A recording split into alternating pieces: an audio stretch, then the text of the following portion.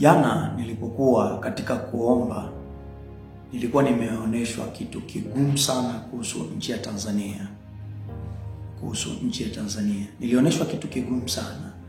Nilionyeshwa kuna mti mmoja mkubwa sana ambao watu walikuwa wanashambulia kwa ajili ya kukata huo mti mkubwa. Na huo mti mkubwa hakuweza kuanguka. Walipojaribu kukata, walijaribu kukata kwa ovyo, matawi yake yakawa yanadondokea. Baadhi ya watu wakaweza kupoteza maisha kwa kutaka kuangusha ule mti mkubwa. Lakini wakati hawajafanikiwa kuangusha ule mti mkubwa, kumbuka walikuwa ni watu wengi sana, na kila mmoja alikuwa anakata sehemu ambayo anaijua yeye. Kuna watu wengine walikuwa wanapiga kwenye shina, lakini kuna watu wengine walikuwa wanakata kwenye matawi. Kwa hiyo wakati wanapambana kuangusha ule mti, kumbuka kila mmoja ana mtazamo wake wa namna ya kuangusha mti. Lakini ule mti ulikuwa ni wa kijani sana. Sasa kumbuka wale wengine ambao walikuwa wanakata shina, kuna wengine walikuwa wanakata matawi. Hivyo vile vipingili vikawa vinadondokea watu wengine wanaokata shina. Lakini sasa kumbuka huu mti walikuwa watu wanaoshambulia. Licha ya kwamba kuna wengine waliokuwa wanaoshambulia mti huu walipoteza maisha, lakini kumbuka kwamba bado walikuwa katika mapambano ya kukata huu mti. Basi wengine walipokuwa wanakufa, wale waliokuwa wakikata matawi waliamua kushuka na kuacha ule mti. Lakini cha ajabu na kikubwa ambacho nilikiona katika ule mti, niliona ule mti ulipokuwa wa kijani ulikuwa unanyauka taratibu mpaka ukakosa kabisa kuwa wa kijani, ukawa ni mti mkavu, kwa sababu wengine walikuwa wanakata kwenye shina. Hivyo kuna sehemu ndogo sana ambayo inapitisha maji ili kufanya ule mti uwe wa kijani. Lakini kuna watu baadhi ambao walikuwa wanakata yale matawi, nao walishuka ili kwenda kuwafariji hawa ambao wameangukiwa na yale matawi waliokuwa wanakata. Hivyo nikawa nawaona watu wakiwa na huzuni kubwa sana, waliokuwa wakitaka kuangusha ule mti mkubwa, mti wa kijani. Ndipo nilipoanza kuona ule mti ukiwa unakauka na kukosa kabisa ule ukijani wake.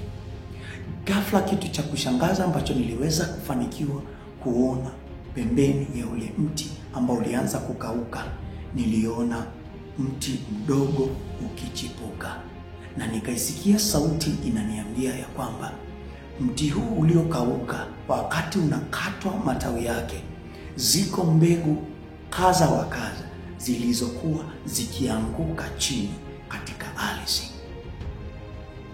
Nilipojaribu kuisikiliza tena ile sauti kwa makini kubwa, nikawa naona ule mti mdogo, nikawa naziona mbegu nyingi sana zimekufa ambazo zilikuwa zikianguka katika ardhi. Nikasikia sauti ikiniambia ya kwamba nimeziangusha mbegu zote hizi na zimekufa pasina kuzaa, lakini nimechagua mbegu hii moja ambayo unaiona imetokea kama mti. Nikawa najiuliza, kwa nini hawa watu walikuwa wakiukata huu mti mkubwa wa kijani na wengine wakawa wanaangukiwa na matawi, hivyo kupelekea umauti wake? Nikaisikia sauti inaniambia, haya yote nimeyaruhusu mimi, lakini mti huu unaoona unachipuka nitauruhusu kwa majira yake.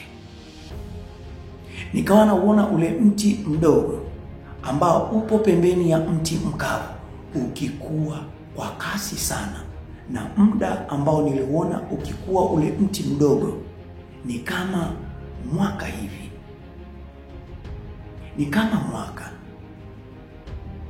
Basi kabla ya mwaka kufika, kabla ya mwaka kutamatika, nikawa naona ule mti ukiwa mizizi yake imeng'oka. Yaani ni kama mizizi yake imeoza, alafu ukang'oka ukalala upande. Nilipoona ule mti ukiwa umelala upande, ule mti kwa sababu ulikuwa pembeni, nao ulikuwa pembeni mwa ile mizizi ya ule mti. Nikawa nashangaa, mbona ni kitu cha ajabu sana. Nikaisikia sauti inaniambia ya kwamba licha ya kwamba huu mti mdogo ulikuwa unategemea mizizi ya mti mkubwa, lakini tazama, nitafanya jambo ambalo kibinadamu watu wote watashangaa, watu wataogopa, watu watatahamaki, masikio yao yatawasha. Nikawa naona ule mti ukiwa bado ni kama una afya, unataka kuchipuza matawi yake, lakini cha ajabu, ule mti mpya ambao ulichipuka pembeni yake ulikuwa na spidi kuliko wenyewe. Hivyo nikaona ya kwamba ule mti ukifa kabisa na mchwa kuanza kutafuna, na mti huu mdogo uliokuwa umeota pembeni yake ukiwa unastawi vibaya mno. Ndipo nikaona watu waliokuwa wakitaka kuangusha mti mkubwa ulipokuwa ukianguka wenyewe.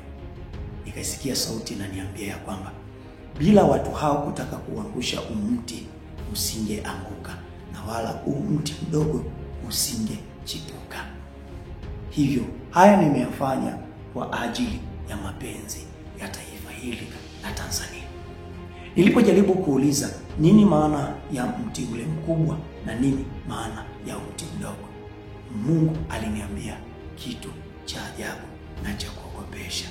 Mti mkubwa ni kiongozi, na mti mdogo ulioanza kuchipua ni kiongozi mdogo anayefuata kwa kiongozi mkubwa. Kwa hiyo mti mkubwa utaanguka na mti mdogo watu watafurahia na kushangilia. Nikawa najaribu kujiuliza, ni kweli haya mambo yatatokea kwa wakati gani? Mungu akaniambia ya kwamba mwaka 2025 utapita, lakini mwaka 2026 mwanzoni kabisa mwa mwaka 2026 ndipo utaiona shangwe ya wale waliokuwa wakitaka kuangusha mti mkubwa ikitokea mara. Hivyo unabii huu nadhani utakuwa umeuelewa kwa makini sana, wewe mtu uliyenisikiliza. Mungu akusaidie uweze kuelewa ni nini ambacho Bwana anatusihi sisi kama taifa.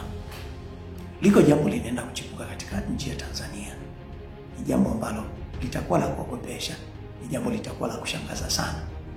Lakini kwa sababu Mungu anatupenda, Mungu atatupigania na sisi tutanyamaza kimya.